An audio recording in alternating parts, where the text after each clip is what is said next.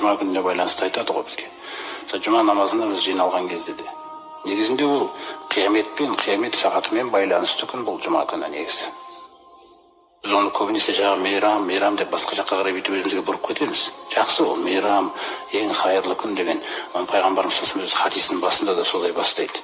Хойру яумин татлугу фихи шамсу яумул жумға. Күн атқан күндердің ішінде ең қайырлысы осы жұма күні дейді. Фихи хулуқ адам. Қараңыз қалай бастайды ескертуді. Бұл күні адам жаралды. Фихи удхилал жанна. Сол күні, яғни жұма күні адам жаралды. Жұма күні жәннатқа кіргізілді. Фиха ухриджа минха. Жұма күні жәннаттан шығарылды. Фиха тиба алейхи. Жұма күні тәубасы қабыл етілді. Фихи мата. Сол күні өлді. Дүниеден озды.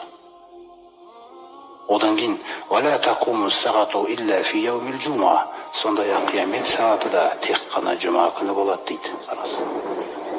Яғни қай күні болатыны белгілі, аптаның, жұмалардың ең соңғысы.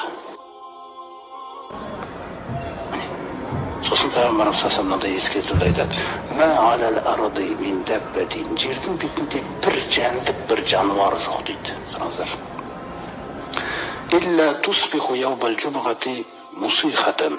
Жұма күні дейді, жұма күні тыныштық сақтап, тек қана тыңдаумен болмайтын дейді. Қараңыз. Хатта татлуға шамсу, күн шыққанға дейін, көкжиектен. Шафақан минассаға, мүмкін бүгін шығар деп, күнді батыстан шығам екен деп күтіп тұрады екен. Бір жәндік жоқ дейді, осылай істемейтін. Білесіздер ғой, жер сілкінген кезде сілкінердің алдында жануарлардың жүгіріп кетіп қашатыны, бойына салынған нәрселерді мысалы. Илләл инса вәл джин, тек адам мен жында бұл қабілет жоқ дейді.